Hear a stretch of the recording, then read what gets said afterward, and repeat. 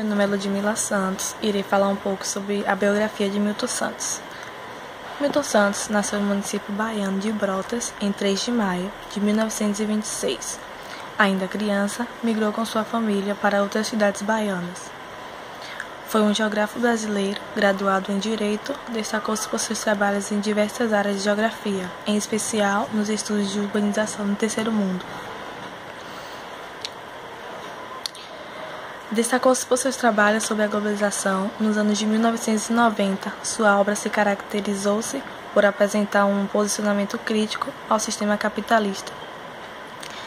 Ganhou o Prêmio Voltrin em 1994, o de maior prestígio na área da geografia, considerado o Nobel da Geografia.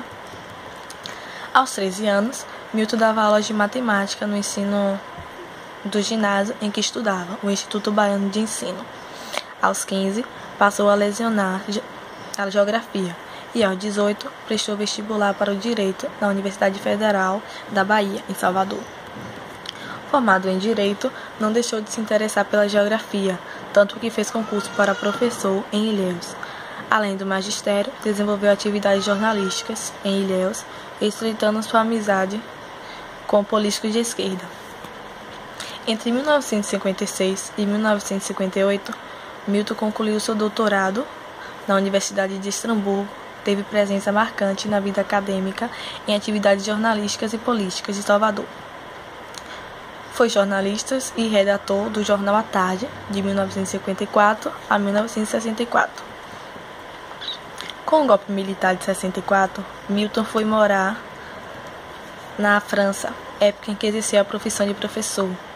Além do Brasil, trabalhou como professor universitário em diversos países, como Peru, Venezuela, Estados Unidos, Canadá, Inglaterra, França e Tanzânia.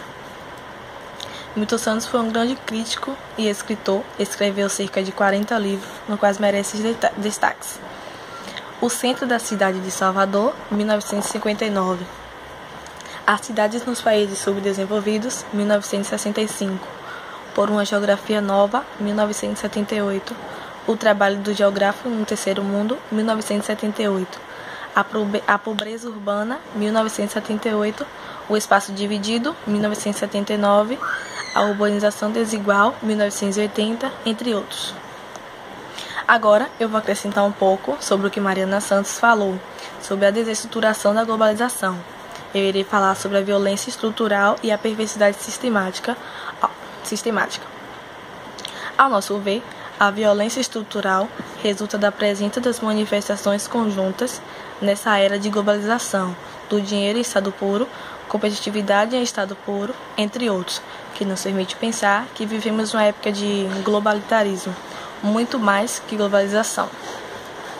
Globalização perversa, na visão de Milton, é a que vivemos atualmente, como abandono social, tudo em nome de um projeto de reprodução do capital, como desemprego crônico, mortalidade infantil alta, a desnacionalização das economias nacionais periféricas, bem como a pobreza exacerbada, é encarada como um fator natural da civilização, gerada pelas palavras de que estamos em um processo irreversível da história, em que nada poderá alterar a globalização que aí está. Isso para facilitar as estratégias de domínio e unificação em detrimento da liberdade e união dos povos. Quando cito globalitarismo, é para expressar o totalitarismo que as nações hemogênicas impõem nas periferias, seja no âmbito econômico, social ou cultural.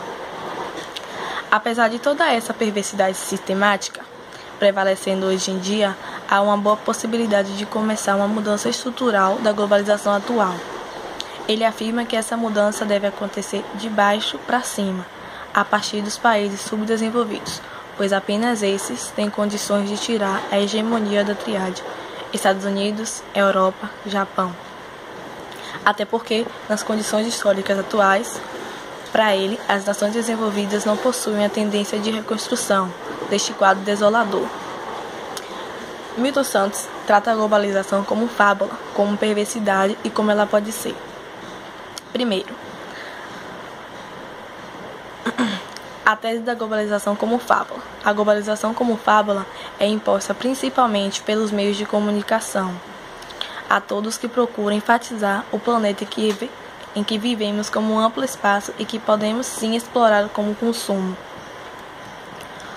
Como a padronização cultural, onde as pessoas são atraídas pelas mesmas coisas, pelos mesmos hábitos, pelos mesmos costumes e que ainda desfrutam de uma mesma rede que nós conhecemos como internet, que fez com que ficamos presos no gigante aldeia global, sem ter para onde ir, mas ao mesmo tempo nos dá uma importante noção de que o mundo está dentro da nossa casa, o capitalismo nos devorando e nós nem percebemos, graças à globalização como fábula. Diariamente, somos bombardeados de notícias, outdoors, anúncios e demais tipos de informações. Todos esses elementos fazem parte do mecanismo de uma construção da globalização como fábula, onde o mundo aparece diante de nossos olhos como um lugar próspero, dinâmico e solidário. Ou seja, a globalização nos é apresentada como um mito da realidade social. Segundo, a antítese da globalização como perversão, esta é a realidade social da fome, miséria, pobreza e o alastramento dos males espirituais e morais, com o egoísmo, o cinismo, a corrupção. A cada dia, o mercado nos deixa mais individualistas e competitivos, de modo que fica cada vez mais difícil construir laços de solidariedade coletiva. Enfim, gravíssimos problemas sociais, quase sem solução na globalização em que vivemos. Infelizmente, para a maior parte da humanidade, o desemprego cresce, consequentemente, a pobreza aumenta e a classe média perde a qualidade de vida. Novas enfermidades se instalam e as velhas doenças retornam com força total. A perversidade está na raiz dessa evolução negativa da humanidade e esses processos estão diretamente ligados com a globalização. Essa é a globalização como ela realmente é. Por último, a síntese de uma nova globalização. Assim, Milton Santos propõe a construção de uma nova globalização, uma globalização mais humana, democrática, participativa e consciente. Temos as condições técnicas e precisamos das condições sociais para que ela ocorra. Basta que querermos e pensar na construção de um outro mundo, uma globalização que volte seus olhares a esses problemas citados. Uma globalização que se engaje sistematicamente a todas as pessoas, ou seja, um processo globalizado mais humano, que em vez de apoiar sempre o grande capital internacional, que possam servir a outros interesses sociais e políticos, e não apenas econômicos. Alguns são os fatores que poderiam colaborar para isso: a miscigenação de povos, culturas, valores, gostos, credos, em todos os 4 cantos do globo, possibilitariam a globalização. Um outro discurso é possível, uma nova visão de mundo. Devemos urgentemente reaprender ao ver o mundo. Quando falamos de globalização, pensamos que é algo distante de nós e que foge ao nosso alcance. Entretanto, podemos pensar que a globalização é algo que está ao nosso lado, na nossa cidade, em nosso bairro, em nossa rua, e pequenas atitudes podem mudar o rumo dessa globalização perversa. Localmente e pensando globalmente que podemos mudar o mundo. Gostaria de lembrar que Milton Santos foi um dos poucos pensadores brasileiros que realmente se preocupou com os grandes problemas em relação à população marginalizada pelo perverso processo de globalização. Ele não era contra a globalização, e sim contra o modelo de globalização vigente no mundo atual, no qual era chamado por ele de globalitarismo.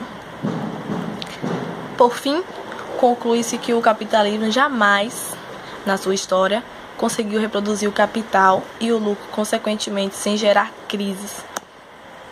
Para tanto, é preciso fazer essa relação. Precisamos mudar o sistema em vigor e desenvolver uma nova globalização. É preciso urgentemente avançar no sentido em que o ser humano possa atribuir um novo sentido à sua existência no planeta, de uma forma sistemática, frear um pouco as tecnologias quanto à ciência e as suas técnicas utilizadas, para assim se preocupar um pouco mais na essência do ser humano e seu verdadeiro papel aqui no globo. E, por fim, gostaria de falar uma frase.